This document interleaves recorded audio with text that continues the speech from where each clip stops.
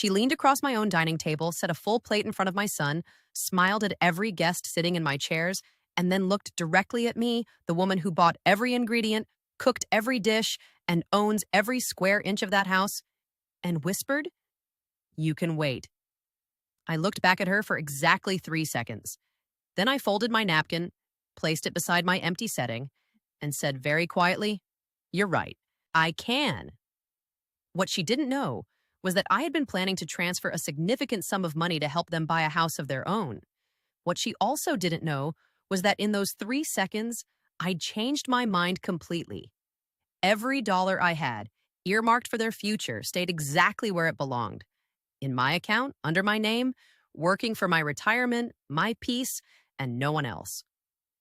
There's a lesson I learned later in life, one I wish someone had handed to me 30 years ago, written on a playing card. Generosity that is taken for granted is not generosity anymore. It becomes tribute. It becomes something owed. And the moment a person starts treating your kindness as a policy they are entitled to collect on, the kindest thing you can do for yourself, and perhaps eventually for them, is to stop paying. Not with anger, not with a scene, with stillness, with a closed account and a locked door and the quiet knowledge that you have finally chosen yourself. My name is Margaret Elaine Harwood. I am 64 years old. I have been a widow for 3 years, a homeowner for 22, and a woman who spent the better part of 4 decades making sure everyone around her had enough food, enough space, enough money, enough patience, before I ever asked whether I had enough of anything for myself. The night my daughter-in-law told me I could wait at my own table was the night that arrangement ended for good.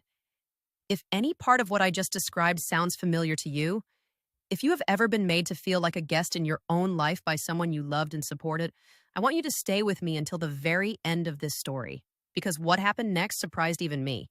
And if you have ever been in a situation where your generosity was treated like a guaranteed resource rather than a gift freely given, I think you will understand every decision I made. Feel free to leave a comment below telling me about it. I read every single one. And if you want to hear more stories like this one, I would be glad to have you here.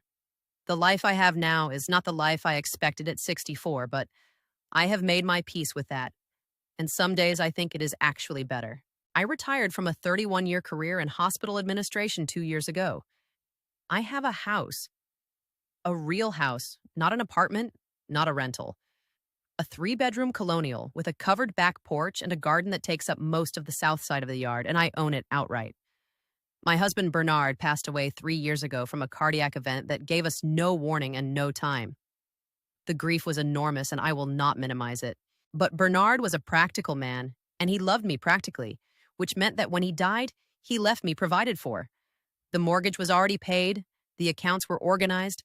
I did not have to scramble, and I have never forgotten how rare that is. In the 2 years since I retired and the 3 since I lost Bernard, I built a routine that suits me in a way that no routine ever did when I was working or raising children or managing a household for a family. I wake up early without an alarm. I make coffee, real coffee, ground fresh, never instant. And I take it to the back porch regardless of the weather within reason. I spend the first hour of every morning reading or simply watching the light change over the garden. In the afternoons, I volunteer twice a week at the local library, doing nothing more demanding than shelving books and helping elderly patrons navigate the computer catalog. I cook when I want to, and I eat what I choose. I go to bed when I am tired. It is a quiet life. Some people would call it lonely. I call it restored. I was sitting on that back porch on a Thursday morning in early October, coffee going cold in my hand because I had been absorbed in a biography of Eleanor Roosevelt that I had already renewed twice from the library, when my phone buzzed on the table beside me. I looked at the screen. It was my son Daniel's number, but when I picked up, it was her voice. Brianna, my daughter-in-law, she almost never called me directly from Daniel's phone, which should have told me something before she said a single word. She told me she and Daniel were hoping to come for dinner on Saturday. She mentioned, almost as an aside, that they were bringing a few friends, a couple Daniel worked with and their teenage son. She said, and I remember the exact phrasing because it struck me as odd even then, "We figured your place would be the most comfortable for a group." Not, "Would it be all right?" not if you're not busy. We figured your place would be the most comfortable, as if comfort were the only variable in the equation and my availability and willingness were simply given. I said, I'll see what I can put together.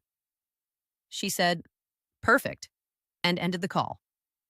I set the phone back on the table and picked up my coffee. It was cold. I drank it anyway. Brianna and I have never been close, and I want to be precise about what I mean by that because I am not describing a personality conflict or a matter of incompatibility. I mean that from the first year of her marriage to Daniel, she established a relationship with me that was transactional in structure and one-directional in flow. She was friendly when she needed something. She was pleasant at holidays when she had an audience. She was perfectly capable of warmth. I saw her deploy it on Daniel's friends, on her own family, on neighbors she wanted to impress. But she never directed any of it at me except as a preamble to a request. In the early years, I told myself it was adjustment. She was young. She and Daniel had gotten married quickly before she and I had time to develop any real foundation. I gave her time. I gave her space. I made myself available without pressing myself on her, which is harder than it sounds because my instinct is to move toward people, to cook for them, to make a place for them. I restrained all of that with Brianna because I could read clearly enough that she did not want it. What I could not read clearly enough for far too long was that she had accepted the material benefits of my presence. The dinners, the babysitting, the money lent, and often not repaid. The house always available for gatherings. Without ever accepting me. The person and the resource had been neatly separated in her mind. The resource was welcome. The person was tolerated. The pattern started gently the way these things always do. Daniel and Brianna got married when he was 29 and she was 27, and within the first year, they hit the ordinary financial turbulence of two people building a life together. Nothing catastrophic. A car repair that wiped out their emergency fund, a month when Daniel's freelance income dipped and her salary alone did not quite cover everything. Bernard and I helped. Of course we did. We lent them $2,000 with no pressure and no formal repayment plan because they were young and it was a difficult period, and that is what families do. They paid back about half of it gradually over the following year, and then it was never mentioned again. We never brought it up either. We considered it a gift and let it go. But something shifted in how Brianna related to us after that. Not dramatically, subtly. The calls became slightly more frequent and slightly more practical. Visits were scheduled around needs. Could we watch the kids for a weekend? Could Bernard look at the furnace? Could I make the lasagna for Daniel's office party because Brianna said mine was better than any restaurant's? That last one I was actually pleased by, which tells you something about how well the dynamic was working on me. Over the following years, I cooked for their gatherings more times than I could count. I babysat their two children, my grandchildren Lily and Noah, whom I love without reservation, on dozens of weekends, often with very little notice. I contributed to school expenses and birthday parties and a vacation one summer when they said they couldn't afford to take the kids anywhere. I helped furnish their second apartment when they moved to a larger place and couldn't stretch the budget to cover the living room. I did all of this because I loved my son and because the children needed stability and because I am, at my core, a person who finds satisfaction in providing. I won't pretend otherwise. What changed was Bernard's death. Not immediately. Grief does not clarify anything immediately. But in the months that followed, as I sorted through his papers and his belongings and the architecture of the life we had built, I began to understand for the first time the full picture of what I had accumulated. A paid-off house, a retirement account in good health, a modest but real investment portfolio, savings that Bernard had been quietly disciplined about for 20 years. I was, by most reasonable measures, financially secure. Not wealthy, secure. And I noticed, as that picture became clearer to me, that the people around me seemed to notice it too. The calls became more frequent. The requests became less apologetic. The "we were hoping to use your place" replaced the "would it be all right?" It was as if Bernard's absence had removed a layer of formality from the process, and what remained was the expectation, bare and undisguised.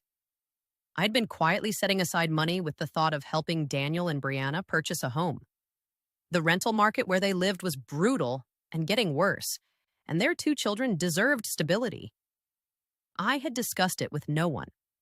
I had simply begun to organize my finances with that gift in mind, calculating what I could offer without compromising my own security. I'd gotten as far as speaking to my financial advisor about the logistics. The amount was not trivial. It would have made a genuine difference. That was where things stood, the Saturday evening of the dinner. I spent Friday and most of Saturday cooking. I made a pot roast that took 4 hours. I made roasted root vegetables and a green salad with a dressing I assembled from scratch.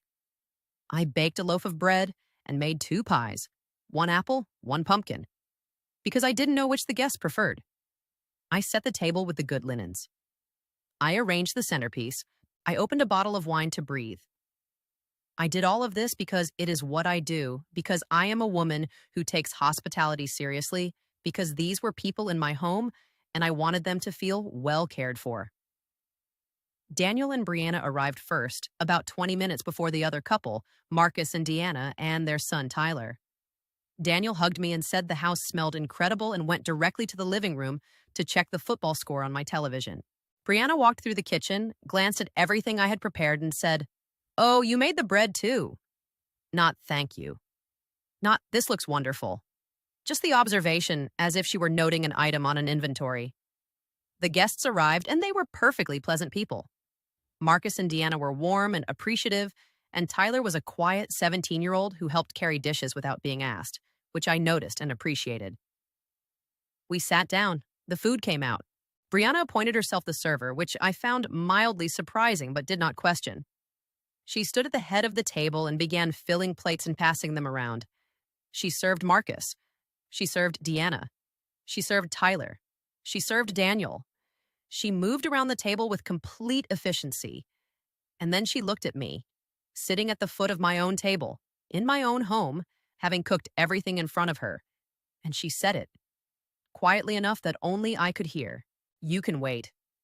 I want to be careful here to describe exactly what I felt in that moment, because it was not what you might expect. I did not feel humiliated. I did not feel hurt, or not primarily. What I felt was something closer to recognition, like a piece of glass that had been sitting in a very particular way for years and had finally turned just enough to catch the light. I could see it completely now. All of it. Every dinner, every loan, every weekend, every lasagna, every time I had prioritized their comfort over my own without a second thought. I could see exactly what it had looked like from her side. A resource. An inexhaustible one, because I had never once indicated it had limits. I folded my napkin. I placed it beside my empty place setting. I looked at her with what I hope was complete evenness and said, "You're right, I can." And I got up and went to the kitchen and made myself a plate in private. When I came back to the table, Marcus was complimenting the pot roast, and Deanna was asking for the recipe, and Tyler was on his second piece of bread. And the conversation moved the way dinner conversations do, and no one seemed to notice anything had changed. But something had. Something very specific. The number I had been quietly calculating for weeks, the amount I had been planning to offer Daniel and Brianna for a house down payment, had simply stopped existing. Not in anger, in clarity. As clearly and simply as if I had made a business decision based on new information, which is, in fact, exactly what I had done. That evening, when the guests had left and Daniel was helping me carry dishes to the kitchen and Brianna was in the living room on her phone, I said nothing about what had happened. I finished cleaning up, I said goodnight, and I closed the door behind them. I sat with the silence of the house for a long time before I went to bed. The short answer I gave Brianna at that table, "You're right, I can," was not a random choice of words. I had not planned them. But when I examined them afterward, I understood why they had come out that way. They were not a submission. They were a closing statement, a period at the end of a very long sentence. The conversation about what she was entitled to expect from me had ended, right there, and she had not yet realized it. There is a pattern that family therapists and psychologists have written about extensively, and I only came to understand it fully in the months that followed that dinner. It is the process by which a freely given gift, a meal, a loan, a spare room, a standing invitation, gradually transforms in the recipient's mind from a gift into a policy. The transformation is almost never conscious on the recipient's part. It happens through repetition and through the absence of any signal from the giver that the giving has limits. Every time I cooked without being asked, every time I lent money without requiring repayment, every time I made my house available without conditions, I was not simply being generous. I was also establishing a precedent. And precedents, repeated often enough, become expectations. Expectations left unchallenged long enough become rights, at least in the mind of the person collecting them. The clinical term for the endpoint of this process is entitlement projection, the phenomenon by which a person begins to project their own assumed right onto another person's behavior, so that when the giving finally stops, it feels to them not like the end of a gift, but like the theft of something they owned. That is why, when I began changing things, Brianna did not respond with understanding. She responded with outrage, because in her internal accounting, I was not withdrawing generosity. I was taking something that belonged to her. I want to say something here that I think is worth pausing on, because I hear from women in my situation regularly, and the question almost always comes up: is this actually legal? Do I really have the right to decide who uses my home and under what conditions? The answer is unambiguous. A private residence belongs to its owner. Full stop. The owner decides who enters, who stays, under what terms, for how long, and whether those terms can be changed. A family relationship, even a close one, even a marriage, does not create a legal right of access to another person's property. Emotional expectation is not the same as legal entitlement. If you own your home outright, if you are the sole name on the deed, you have the complete authority to revoke access, change the terms of any informal arrangement, and reorganize your space according to your own needs. No family member, regardless of how long they have been using your hospitality, acquires a legal claim to it simply through the passage of time. I am not a lawyer, and this is not legal advice, but I want anyone who needs to hear this to understand. Your home is yours.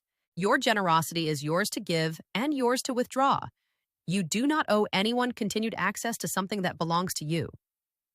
The Monday after that dinner, I called my financial advisor, and I told her to disregard everything we had discussed regarding the transfer to Daniel and Brianna.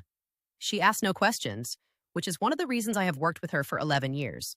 I then looked very carefully at my household situation, because I realized that what had happened at the dinner table was a symptom, not an isolated incident, and I needed to understand the full anatomy of the problem before I did anything further. What I found when I looked carefully was that Brianna and Daniel had been treating my kitchen as an extension of their own. The previous month, they had stayed for 5 days, allegedly to help me with a plumbing repair that took 1 day, and during that time, Brianna had restocked what she wanted from my refrigerator with no discussion, had used my grocery budget as if it were a shared fund, and had left behind nothing when they departed except a half-empty bag of coffee she didn't like and several items in my pantry that she had apparently decided were mine to store for her. I had noticed it at the time and filed it away without acting on it. Now I was acting on it. I drove to a home goods store that afternoon and purchased a compact refrigerator, the kind that locks. I brought it home and installed it in my bedroom. I transferred into it everything I had purchased for myself: my groceries, my good cheese, the wine I drink in the evenings, the particular brand of yogurt I've eaten every morning for 15 years. I left in the main kitchen refrigerator what was there already: basics, condiments, the kinds of things that read as communal without being specifically mine. It seems like a small thing. It wasn't. It was the first time I had physically reorganized my space to reflect that my needs had priority, that not everything in my house was available for general use. It was a boundary expressed not through words, which can be argued with, but through structure, which cannot. The next step came 2 days later when Daniel called, not Brianna, and said they were going to be in the area that weekend and thought they might come by for a few days. He said it the way you say you might drop by, the way people speak about places they consider reliably available. I said I had plans that weekend, and it wasn't a good time. He paused the way people pause when they hear a word in a language they didn't know you spoke. I said I hoped they had a good weekend. He said, "Oh, okay." We ended the call. The weekend in question I spent largely in the garden, which needed serious attention before the first hard frost. I was perfectly happy. Brianna's response to the small shifts in access was not immediate. It never is when someone has been comfortable for a long time. But within 2 weeks, it became apparent that she had noticed. She called one evening, this time from her own phone, which told me the level of seriousness, and said that she'd heard from Daniel that I'd been a little distant lately, and she just wanted to check in. I told her I was perfectly fine and asked how the children were. She said the children were fine. There was a pause, and then she said, "Are you upset about something?" I considered this question for a moment. I said, "I've been doing some reorganizing, Brianna, of various things." She said, "What does that mean?" I said, "It means I've been thinking about how I use my time and my space and making some adjustments." Another pause. She said, "Okay." Her voice had the particular flatness of someone who knows exactly what is being said and is choosing not to acknowledge it directly. I said, "Good night, Brianna." And I ended the call. I want to describe something about the physical space of my house during this period because it matters to the story. The house has 3 bedrooms. One is mine. One I use as a study and sewing room. The third is what I call the guest room, though I use that term loosely. It has a bed and a dresser and its own closet. And for years, it had operated as a kind of semi-permanent second home for Daniel and Brianna whenever they visited, which was frequently. Brianna had, over time, accumulated a meaningful quantity of her belongings in that closet. Clothing, toiletries in the bathroom attached to it, a small collection of books on the nightstand that she read during stays, a phone charger permanently installed in the outlet by the bed. I had allowed all of this because I valued the relationship and because I wanted the children to feel that my home was their second home, and I still believe in that last part. But I began to understand that by allowing Brianna to maintain a de facto permanent presence in that room, I had unintentionally communicated that the room was hers, that she had a right to it, that it was always going to be ready, and that I would always be ready with it. I spent a Saturday reorganizing it. I moved the items she had accumulated in the closet into 2 large shopping bags, which I placed neatly by the front door.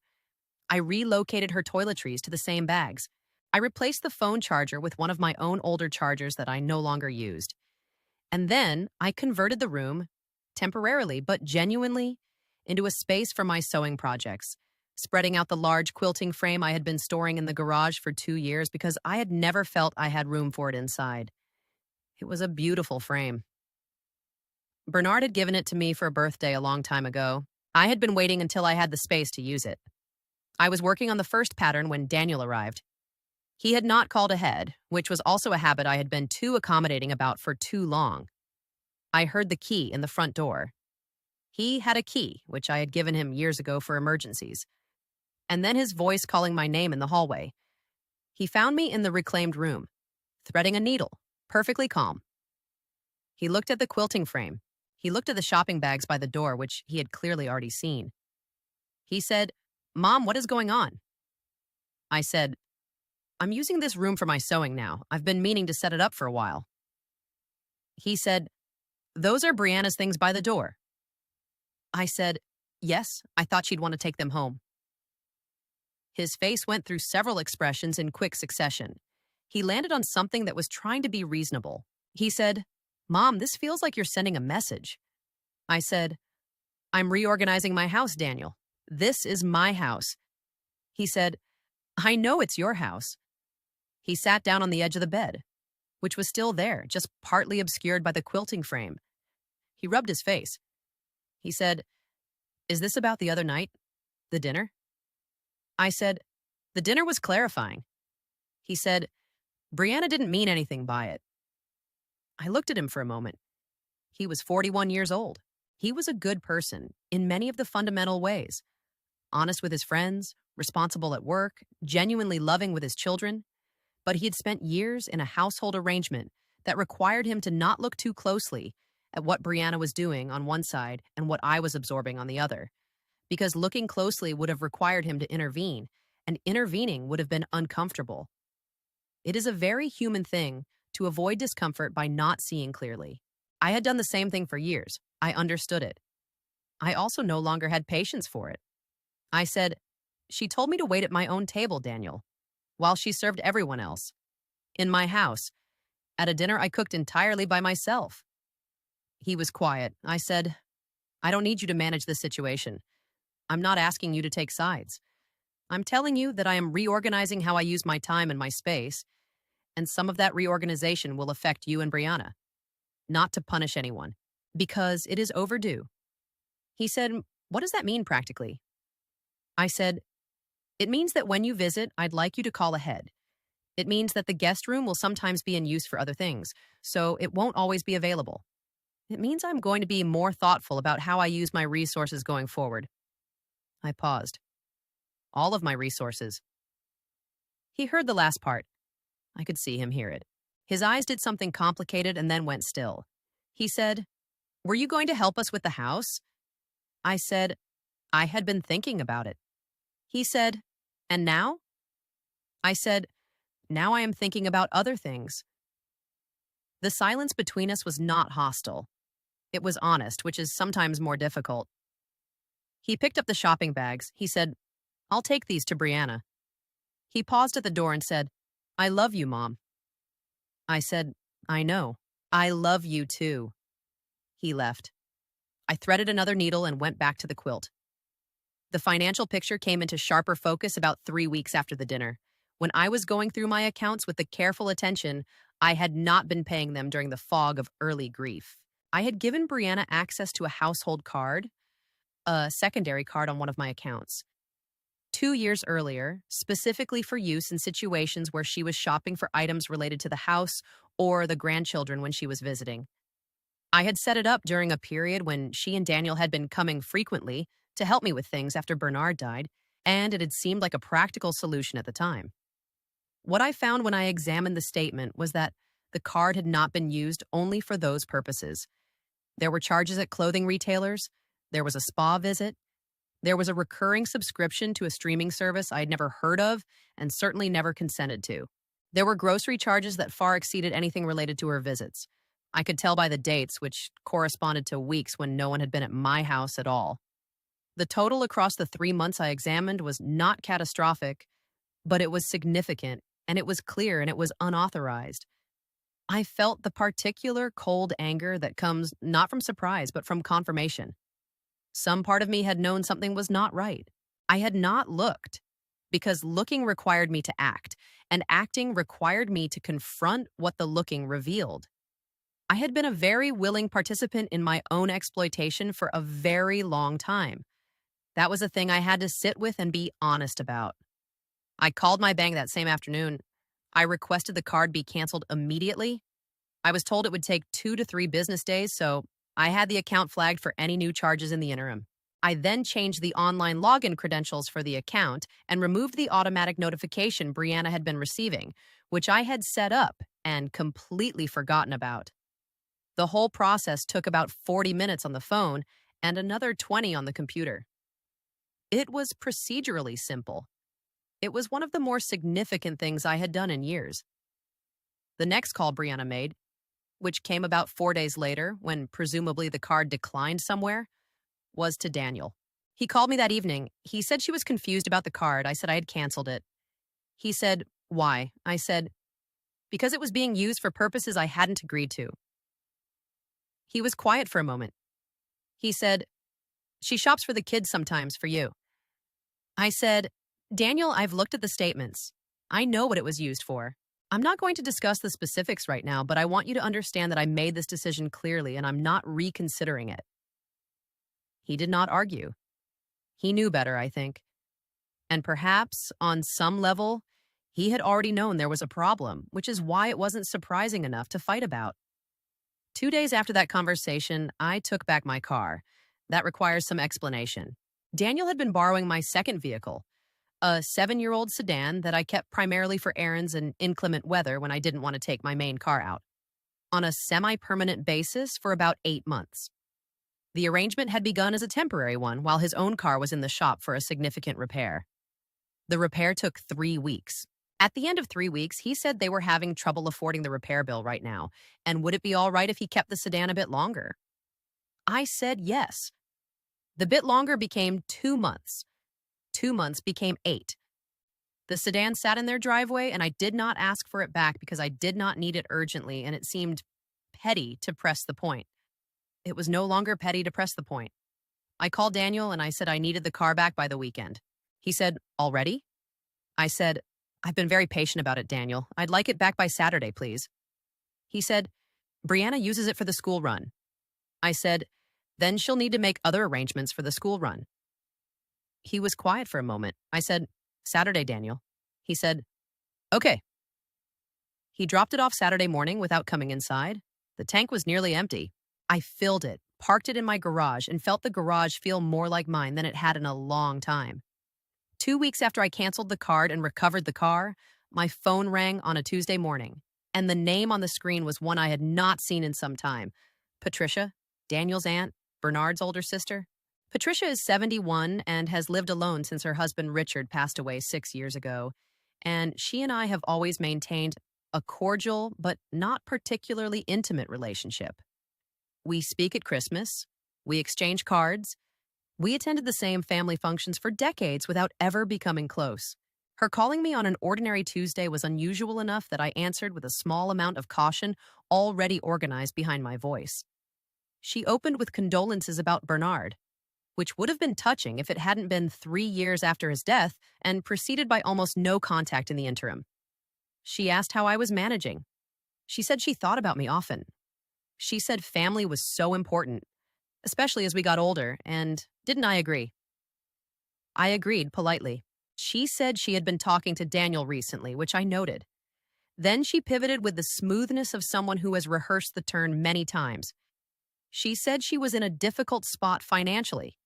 She said retirement had been harder than she expected and things were tight.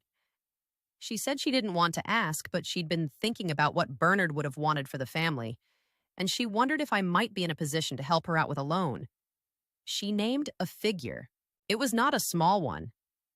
It was, in fact, precisely the kind of figure that would represent a meaningful dent in someone's savings. A figure chosen, I suspected, by someone who knew approximately what I had and was calibrating accordingly.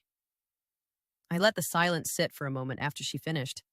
I was not angry at Patricia specifically. She was, in her own way, simply a more transparent version of the same phenomenon.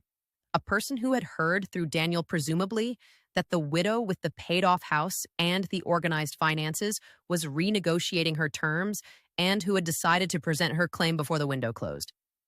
I almost respected the directness of it. I said, "Patricia, I'm sorry to hear things have been difficult." I meant that. I continued, "But I'm not going to be able to help with a loan." She made a small sound. Not quite a protest, not quite a surprise. I said, "My finances are organized around my own retirement. I'm not in a position to extend loans to family, and I've made that decision across the board, not specifically about you." She said, "I thought family helped each other." I said, "I agree, and I have helped a great deal over the years. I'm at a point in my life now where I need to be thoughtful about what I can sustainably offer." She said, "Bernard would have wanted—" I said gently but completely firmly, "Patricia, Bernard is not here. I am, and this is my decision." Another silence. Then she said she understood. She did not sound as if she understood. She sounded as if she was storing the conversation for use in future grievance. I thanked her for calling. I said I hoped things improved for her. I said she was welcome to call any time. I meant that last part, actually. I have no particular ill will toward Patricia, but my savings are not a family relief fund, and they never were, and it was past time for that to be stated plainly. I hung up and sat for a moment with the particular clarity that comes from holding a line you've decided on in advance. I went back to my book. About a month into this period of quiet reorganization, while I was feeling the solid ground of the new order forming under my feet, Brianna escalated. I had expected something. People who have been comfortably accommodated for years do not experience the withdrawal of accommodation as the end of a gift. They experience it as an attack. And when people feel attacked, they fight back with whatever tools they have. Brianna's tool was the guest room. Or rather, what the guest room had become. Or more precisely, the piece of my house she had decided represented her territory most clearly. While I had moved the quilting frame in and relocated her accumulated items to the shopping bags, I had not yet changed the lock on that door, an oversight I would correct shortly. She and Daniel came for a visit one Saturday. Called ahead this time, which was progress. And at some point during the afternoon, I realized Brianna had gone to the guest room and was moving my quilting frame. Not deliberately destroying it, relocating it, pushing it to the side with a kind of efficient authority that communicated clearly that she considered the room's primary use to still be hers. I walked in while she was doing this. She turned and looked at me with an expression that was not quite defiant and not quite apologetic. It was the expression of someone who believes they are exercising a right. I said, "Please leave the frame where it is." She said, "I just need the room to be usable." I said, "It is usable. I am using it." She said, "I mean for sleeping." I said, "You didn't tell me you needed to sleep here this weekend." She said, "We always stay over when we visit." There it was. Always. The word that converts a pattern into a right. I said, "That was a habit, Brianna. It was never an agreement." She said, "Margaret, I have things in this room." I said, "You had things in this room. They're in the bags by the front door as they have been for a month." Her face shifted. The non-apology expression was replaced by something with more heat in it. She said, "You're being incredibly hostile." I said, "I am being very clear. Those are different things," she said, louder than she'd been speaking. "This is unbelievable. We come here, we help you with things, we've been here for you." I said, "Brianna." My voice was quiet. She stopped. I said, "I appreciate the things you've helped with. I also want you to look around this room and tell me, who cooked every dinner? Who has the account? Who holds the deed to this house?" She looked at me. I said, "You can stay tonight because you're here, and it would be awkward for everyone not to. But I'd like you to take those bags with you when you leave tomorrow. And the next time you visit, please call ahead with enough notice for me to decide whether it works for me." She said, "Decide whether it works for you." Her voice was incredulous. I said, "Yes." She walked out of the room. I moved the quilting frame back to where it belonged and went to start dinner. The argument between Daniel and Brianna that night was not quiet. I was in my bedroom with a book and the door closed, but the walls of my house are not thick, and I heard enough to understand the shape of it. Daniel, to his credit, and I give him credit for this because it mattered, was not defending Brianna. He was saying things like, "Mom has a point," and "We have been taking a lot for granted, and I think we need to be honest about that." Brianna was saying things that revealed, with the clarity of genuine frustration, exactly how she had understood the arrangement for years. That my house was a resource she had permanent access to. That my finances were a buffer she could draw on. That my time and labor were available on demand. She was not saying these things as positions she was defending. She was saying them as self-evident truths that she was astonished anyone could question. Daniel said something I could not quite hear. And then Brianna said, quite clearly, "If she's not going to help us, what are we even doing here?" I put my book down. I'm not sure she realized what she'd said, or perhaps she did and was too angry to care. But that sentence answered every question I'd ever had about the nature of our relationship. What are we even doing here? Not, we care about Daniel's mother. Not, we want to maintain a family relationship. We are here because there is something to collect. And if the collecting is done, the reason for being here is unclear. I did not go back into the hallway. I did not address it that evening. I let it sit. The next morning, Brianna came downstairs with her coat on and her bags already in her hands. She said good morning to me in the kitchen with the flatness of someone in a cold war. Daniel came down 5 minutes later looking like a man who had not slept well and knew it was his own fault. He said, "Mom, I think we need to talk more about all of this." I said, "I agree, but not this morning. Go home. Think things over." He nodded. He hugged me, and it was a real hug. Brianna said goodbye without making eye contact. They left. I stood at the window and watched the car back out of my driveway.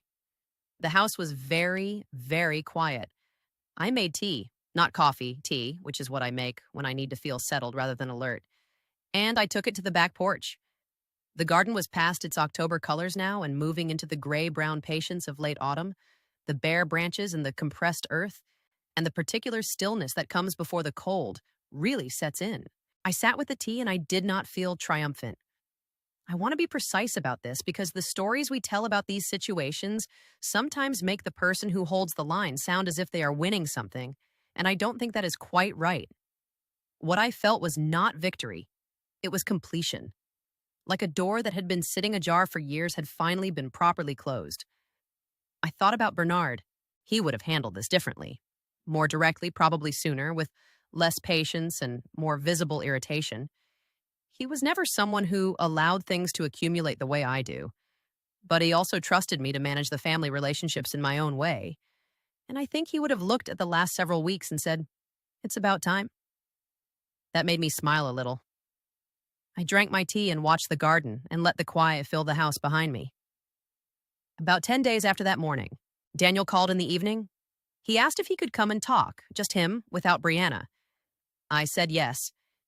He came on a Thursday after work and sat at the kitchen table while I made dinner, and we talked the way we hadn't talked in a long time, without any of the performance that Brianna's presence created, without the management of impressions, without the careful calibration of what was being said for whose benefit.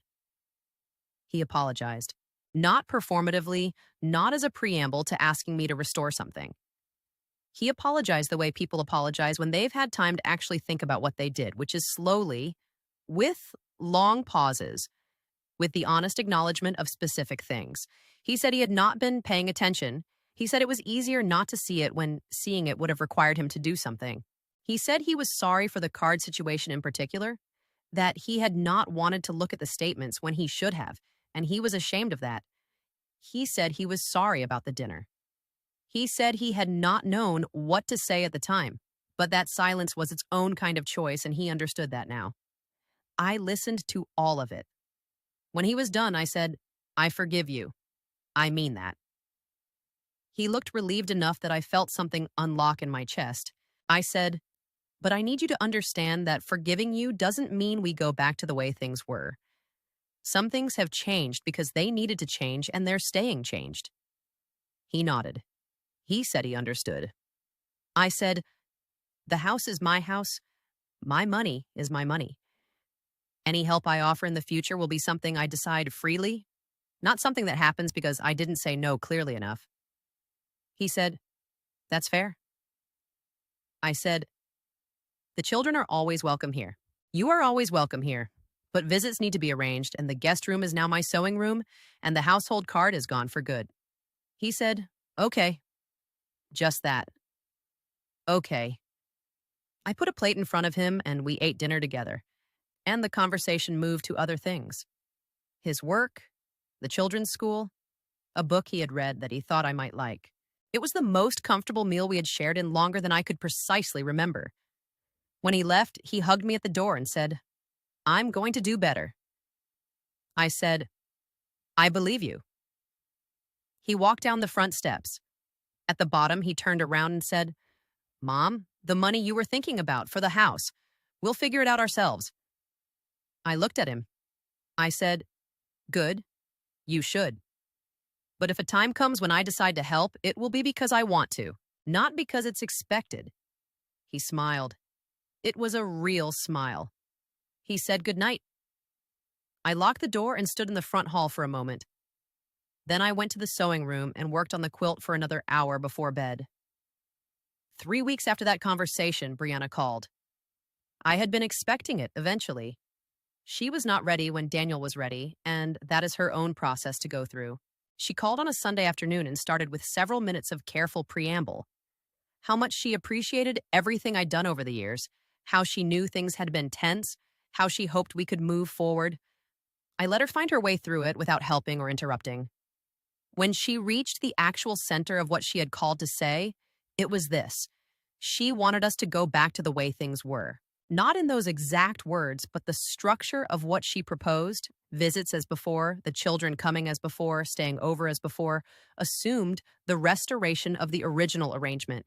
She was apologizing for the manner while reaching for the content. I said, "Brianna, I accept your apology. I don't carry any resentment toward you.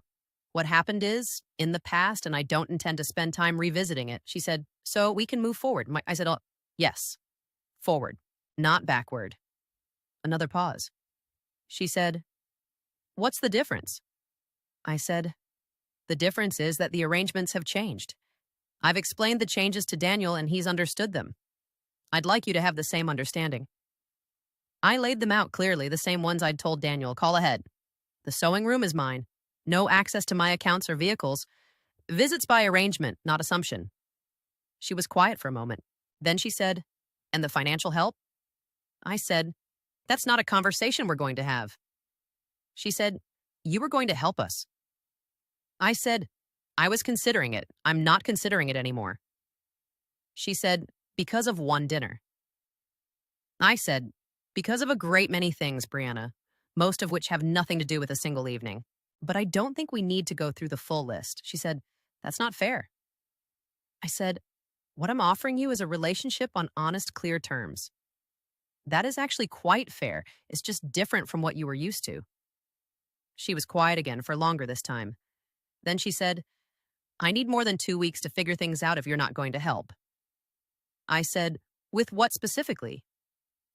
She said, "The housing situation. We were counting on—" She stopped herself. I said, gently but without yielding an inch, "Brianna, you were counting on something I had not agreed to give you. That's not a plan. That's an assumption. And I think you and Daniel are capable of making a real plan." She said, "We'll need some time." I said, "You have until the spring to have a clear path forward that doesn't depend on anything from me. That's 6 months. That's real time." She said, "6 months." I said, 6 months. And I'm happy to have the children come for weekends during that time, if you'd like a break. That offer stands because it's about them, not about the arrangement." She said she'd talk to Daniel. I said that was a good idea. I said goodnight and ended the call. I was not unkind during that conversation. I was not cold, but I was not movable. And I think she understood that by the end of it. Understanding arrived on her like weather arriving. You could feel the moment the air pressure changed. Spring came, as it always does, without asking permission. The garden came back first, as gardens do. Crocuses through the frost-hardened ground in late February, then the tulips I had planted in November, then the slow unfurling of everything else, each thing in its own time, indifferent to what had happened inside the house over the winter. I found that deeply comforting. The sewing room had 3 finished quilts in it by April. 2 were gifts. One was mine, spread across the bed in the guest room. The guest room, which was still a guest room in one sense, still had a bed in it, but was now filled with my things, my color choices, my frame, my light. It was the most personal room in the house outside of my own bedroom. I spent more time in it than anywhere else. Daniel and Brianna announced in March that they had found a rental they could afford. Not perfect, smaller than they wanted, but theirs, secured without any help from me.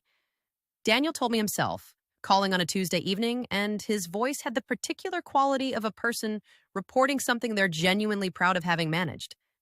I was proud of them. I told him so. I said, "That's exactly right. That's yours." He laughed. He said they'd need some help moving boxes. I said I'd make lunch for the moving day. He said, "Just lunch?" I said, "Just lunch." He laughed again.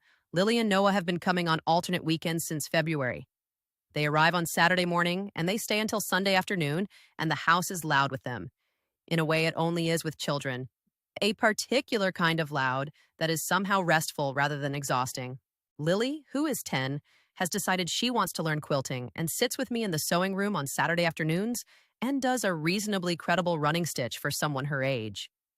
Noah, who is 7, has taken an interest in the garden and follows me around during the spring plantings asking questions about everything with the magnificent inexhaustibility of a 7-year-old's curiosity.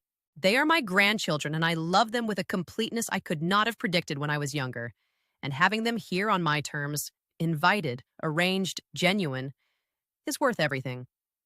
Brianna has come twice. Once to drop off the children.